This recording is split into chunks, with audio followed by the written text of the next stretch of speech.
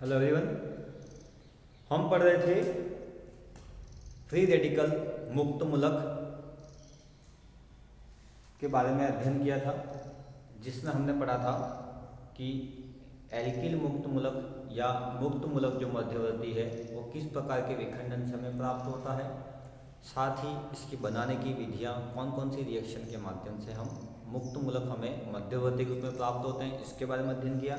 अब हम आगे देखते हैं कि ये जो मुक्त मूलक है उनके स्थायित्व की बात करते हैं, उनकी स्टेबिलिटी की बात करते हैं। और हमने इसकी स्ट्रक्चर भी हमने देख ली थी कि मुक्त मूलक की संरचना किस प्रकार की होती है, उसके बारे में अध्ययन कर चुके हैं। अब बात करते हैं इन मुक्त मूलक की स्टेबिलिटी की बात करते हैं, उनके स्थायित्व की बात करते हैं। तो स्थायित्व की बात करें तो पहले हम बात करें सबसे पहले एल्किल मुक्त मूलक की बात करते हैं। ठीक है, तो एल्किल मुक्त मूलक वैसे तो ये ज़्यादा इतने स्थायी नहीं होते हैं, लेकिन फिर भी हम एल्किल मुक्त मूलक के स्थायित्व के ऑर्डर का एक कंपैरिजन देखें तो सबसे ज़्यादा जो एल्किल मुक्त मूलक की बात करें तो सबसे ज़्यादा स्टेबल मुक्त मूलक जो होता है वो आपका होता है 3 डिग्री एल्किल मुक्त मूलक, उसके बाद होता है 2 degree and then 1 degree alkyl मुक्त मूलक। ये आपका स्टेबिलिटी ऑर्डर होता है। ठीक है, 3 डिग्री मुक्त मूलक, 2 डिग्री मुक्त मूलक एंड 1 डिग्री एल्किल मुक्त मूलक, आपके ये है आपका स्थायित्व का क्रम है। ठीक है, और लास्ट में आपका आ जाएगा मैथिल रेडिकल। ठीक है, मैथिल मुक्त मूलक सबसे कम स्थायी होता है। अब इसके स्थायित्व के क्रम को, ये जो स्थायित्व का जो क्रम है उसको हम समझा सकते हैं किसके द्वारा, हाइपर कॉन्जुगेशन के द्वारा। किसके माध्यम से समझाते हैं, हाइपर कॉन्जुगेशन के माध्यम से इसको समझाया जा सकता है। हाइपर कॉन्जुगेशन का मतलब है अति पर संयुग्मन के माध्यम से एल्किल मुक्त मूलक के स्थायित्व के क्रम को हम समझा सकते हैं। तो जैसा कि हम जानते हैं कि हाइपर कॉन्जुगेशन जो होता है, जिसको हम नॉन बॉन्डिंग रेजोनेंस, अबंध अनुनाद, बंध रहित अनुनाद भी इसको कहा जाता है, जिसके बारे में हम अध्ययन पहले कर चुके हैं। जिसमें क्या होता है, सिग्मा इलेक्ट्रॉन का किसी भी संयुग्मन में उपस्थित किसी भी पी कक्षक के साथ उनमें विस्थानीकरण होता है, तो उसको हम कहते हैं हाइपर कॉन्जुगेशन। तो हाइपर कॉन्जुगेशन के माध्यम से हम 3 डिग्री 2 डिग्री एंड 1 डिग्री का जो स्थायित्व का क्रम है उसको समझा सकते हैं। तो यहाँ पे हाइपर कॉन्जुगेशन में जो स्पेशल कंडीशन कौन सी होती है आपकी, एल्फा हाइड्रोजन परमाणु। अगर किसी स्ट्रक्चर में या किसी आयन में एल्फा हाइड्रोजन परमाणु उपस्थित है तो वहाँ पे हम हाइपर कॉन्जुगेटिव स्ट्रक्चर, अति पर संयुग्मी संरचना हम लिख सकते हैं। और जिस कंपाउंड या आयन की जितनी ज़्यादा अति पर संयुग्मन संरचनाएं होंगी, हाइपर कॉन्जुगेटिव स्ट्रक्चर होंगी, वह आयन या यौगिक उतना ही ज़्यादा स्थायी होता है। तो यहाँ पे नंबर ऑफ एल्फा हाइड्रोजन परमाणु कितने हैं उसके आधार पर अति पर संयुग्मन संरचना लिखी जाती है, और उसी के आधार पर हम कह सकते हैं कि कोई कंपाउंड या आयन या मुक्त मूलक आपका स्थायी है या नहीं है। तो जैसे कि हम बात करें 3 डिग्री एल्किल मुक्त मूलक के एग्जांपल की बात करें तो ये हो गया आपका 3 डिग्री मुक्त मूलक का एग्जांपल। ठीक है, जिसका नाम है टर्शियरी ब्यूटिल मुक्त मूलक। क्या नाम है इसका, तृतीयक ब्यूटिल मुक्त मूलक। ठीक है, ये इसका नाम है, तृतीयक ब्यूटिल है आपका ये। तो और इस कार्बन के ऊपर आपका डॉट लगा हुआ, मतलब एक अयुग्मित इलेक्ट्रॉन, यहाँ पे विषम संख्या में एक इलेक्ट्रॉन आपका उपस्थित है। ये आपका तृतीयक ब्यूटिल मुक्त मूलक है।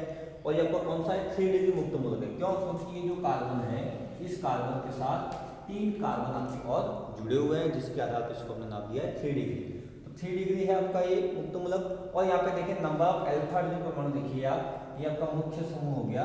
इसके बाद 1 2 3 एल्फा कार्बन यहाँ पे उपस्थित हैं, और एल्फा कार्बन परमाणु से जुड़े हुए हाइड्रोजन परमाणु को हम एल्फा हाइड्रोजन परमाणु कहते हैं।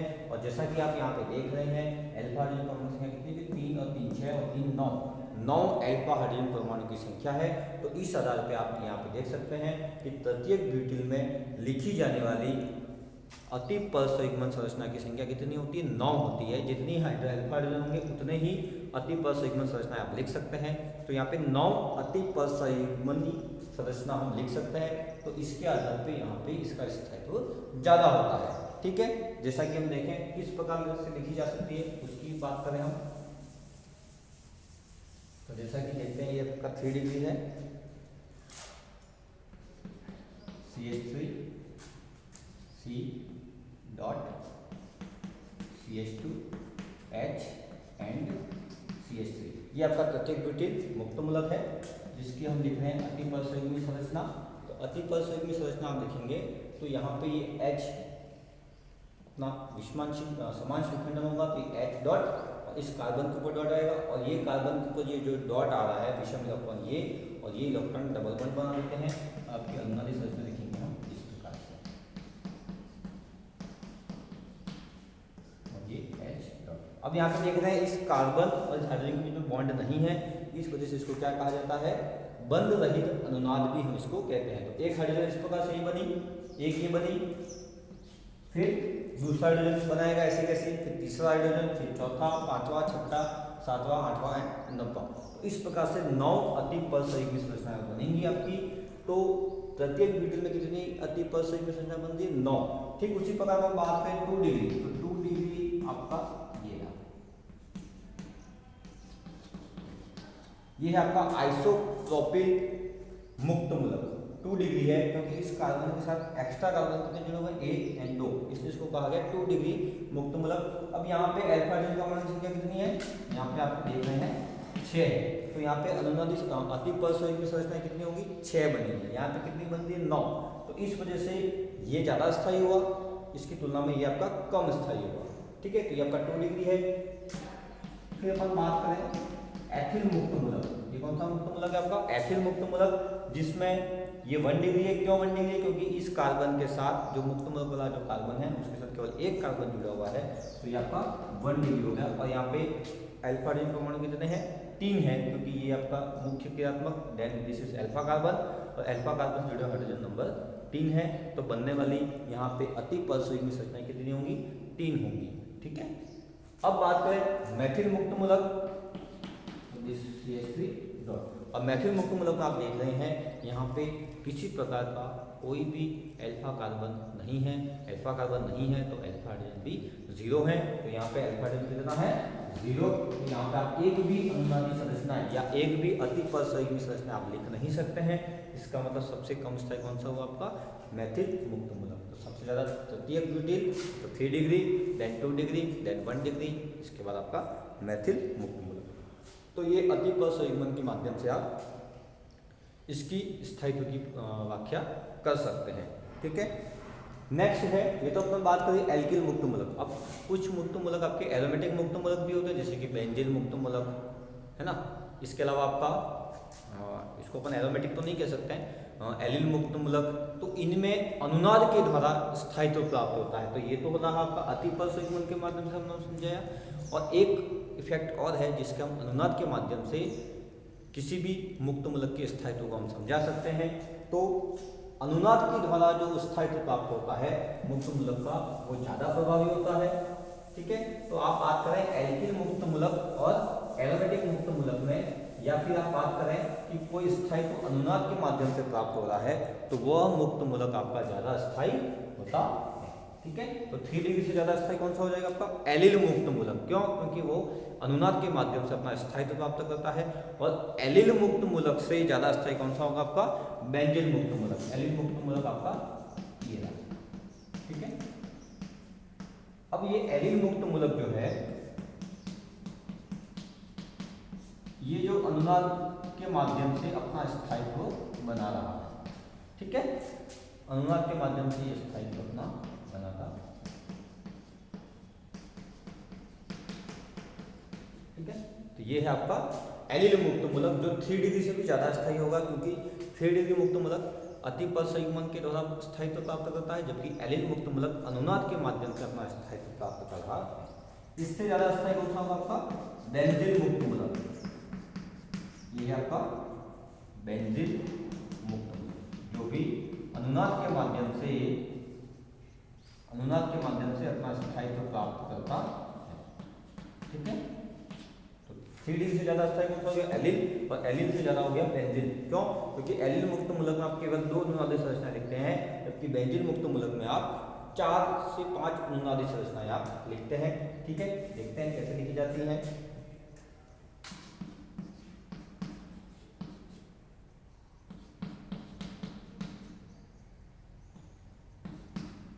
ठीक है।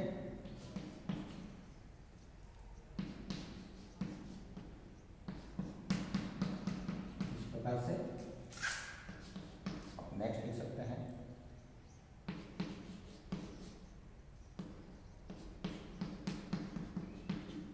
ठीक है, 1 2 3 एंड 4 अनुनादी संरचना आपने लिखी। एक आगे और लिखी जा सकती है। तो इस प्रकार से आप बेंजीन मुक्त मूलक में जो बनने वाले अनुनादी संरचना है वो एलिन मुक्त मूलक से ज़्यादा है, अतः इनका स्थायित्व भी आपका ज़्यादा होता है। ठीक है, तो ये हमने बात करी एरोमेटिक मुक्त मूलक और एल्किल मुक्त मूलक के स्थायित्व के बारे में अध्ययन किया। अब बात करते हैं एल्किल मुक्त मूलकों की अभिक्रिया कि मतलब मुक्त मूलक कौन कौन सी अभिक्रियाएं आपकी दे सकते हैं।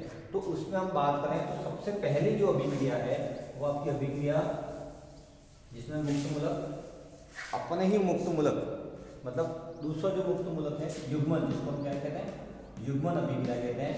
ठीक है, तो इसमें क्या होता है, युग्मन रिकॉम्बिनेशन रिएक्शन इसको कहा जाता है, रिकॉम्बिनेशन रिएक्शन, जिसमें क्या होता है मुक्त मूलक स्वयं ही अपने मुक्त मूलक के साथ अभिक्रिया करके एक स्थायी यौगिक बनाते हैं। जैसे कि आपका मैथिल मुक्त मूलक किसी अभिक्रिया में बना तो वो अपने ही किसी दूसरे मैथिल मुक्त मूलक के साथ अभिक्रिया कर लेता है और बना देता है एथेन। तो इसको हम कहते हैं रिकॉम्बिनेशन या युग्मन अभिक्रिया जिसको कहा जाता है। जैसे कि आपने लिया एथिल मुक्त मूलक ले लिया आपने, ठीक है, तो एथिल मुक्त मूलक लिया तो आपको मिलेगा हायर एल्केन, उच्च एल्केन मिलेगा 4 कार्बन का, इसको हम कहेंगे ब्यूटेन। क्या कहा जाता है इसको, 4 कार्बन का जो एल्केन होता है उसको हम कहते हैं ब्यूटेन।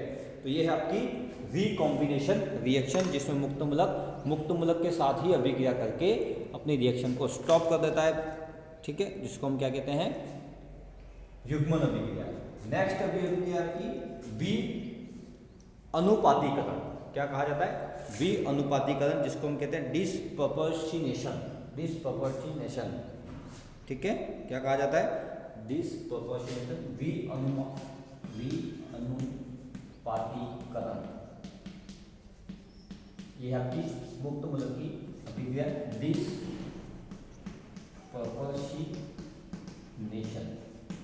ठीक है, जिसमें क्या होता है, जैसे कि अपने यहाँ इस रिएक्शन के एग्जाम्पल को अपन यहाँ देखते हैं। जैसे कि आपने लिखा एथिल मुक्त मूलक दूसरे एथिल मुक्त मूलक से इस प्रकार से रिएक्शन करता है कि यहाँ से ये H डॉट ले लेता है, यहाँ से हाइड्रोजन को हाइड्रोजन मुक्त मूलक के रूप में ले लेता है। तो यहाँ से प्राप्त H डॉट मतलब हाइड्रोजन मुक्त मूलक इस CH2 डॉट के साथ अभिक्रिया करके एथेन बना लेगा। CH3 एंड CH3 क्या बन गया, एथेन बन गया। और यहाँ से जो हाइड्रोजन है वो समान विखंडन से निकल रहा है, तो इस कार्बन के ऊपर मुक्त मूलक आ रहा है, तो इस कार्बन के ऊपर ये डॉट और इस कार्बन के ऊपर जो डॉट है वो आपस में बंध बना लेते हैं और आपको बना देगा CH2 डबल बॉन्ड CH2, मतलब एथेन एवं एथिलीन हमें वि अनुपातीकरण या डिस्प्रपोर्शनेशन रिएक्शन के माध्यम से प्राप्त हो रहा है। पहली अभिक्रिया युग्मन अभिक्रिया, दोनों आपस में जुड़ जाए। सेकेंड अभिक्रिया आपकी वि अनुपातीकरण, जिसमें क्या हो रहा है, यहाँ पे हाइड्रोजन है वो मुक्त मूलक के रूप में बाहर निकल रहा है, तो इस कार्बन के ऊपर डॉट आ गया, मुक्त मूलक बन गया ये। तो ये मुक्त मूलक और ये मुक्त मूलक आपस में बंध बना दिया, पाई बंध बन गया, तो एथिलीन हो गया। और यहाँ से जो हाइड्रोजन डॉट बाहर निकला वो इस कार्बन डॉट के साथ अभिक्रिया कर ली, तो ये हो गया CH3, ये हो गया आपका एथेन एवं एथिलीन। तो ये अभिक्रिया है आपकी वि अनुपातीकरण। नेक्स्ट अभिक्रिया है जो मुक्त मूलकों के द्वारा प्रदर्शित की जाती है वो है ओलिफिन के साथ अभिक्रिया। ओलिफिन का मतलब होता है एल्किन, एल्किन के साथ अभिक्रिया करके ये हायर उच्च मुक्त मूलक बनाते हैं। कैसे देखते हैं अपन, मुक्त मूलक के साथ अभिक्रिया करेगा, जैसे कि आपने ये मैथिल मुक्त मूलक की अभिक्रिया किससे करवाई, CH2 double bond CH2। Olefin का मतलब होता है एल्किन के साथ अभिक्रिया करवाई आपने, तो एल्किन के साथ अभिक्रिया करवाओगे तो यहाँ पे क्या होगा, CH3 CH2 CH2 डॉट। तो ये आपका एक कार्बन का मुक्त मूलक था, तो उसकी जगह हमें 3 कार्बन का मुक्त मूलक यहाँ पे प्राप्त हो रहा है, तो इसको कहेंगे अपन उच्च एल्किल मुक्त मूलक प्राप्त होगा।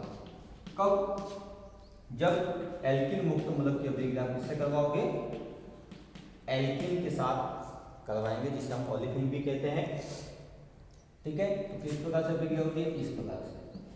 ठीक है, युष्मान विखंडन हुआ, एक पाई बॉन्ड था, तो इस कार्बन के ऊपर एक डॉट आ गया, इस कार्बन के ऊपर भी डॉट आ गया, इस कार्बन के ऊपर ये जो डॉट है जो एक इलेक्ट्रॉन उपस्थित है वो इस कार्बन के ऊपर एक इलेक्ट्रॉन जो उपस्थित है उसके साथ बंध बना देता है। तो ये CH जुड़ गया CH2 के साथ, CH3 CH2, और इस कार्बन के ऊपर आपका आ गया ये मुक्त मूलक, एक इलेक्ट्रॉन आपका इस कार्बन पे रह गया। इस प्रकार से हमें उच्च मुक्त मूलक यहाँ पे प्राप्त हो रहा है। ठीक है, नेक्स्ट है पैराफिन के साथ अभिक्रिया। पैराफिन का मतलब होता है एल्केन के साथ अभिक्रिया होती है। तो एल्केन के साथ अभिक्रिया करके ये एल्किल मुक्त मूलक बनाते हैं। ठीक है, किसके साथ अभिक्रिया? एल्केन के साथ अभिक्रिया। एल्किन के साथ अभिक्रिया देख ली। अब बात करेंगे अपन एल्केन के साथ अभिक्रिया, जैसे कि आपका ये CH3 dot plus RH alkene को लिखने का एक तरीका है। RH, अब ये मेथड मुक्त मूलक क्या करेगा?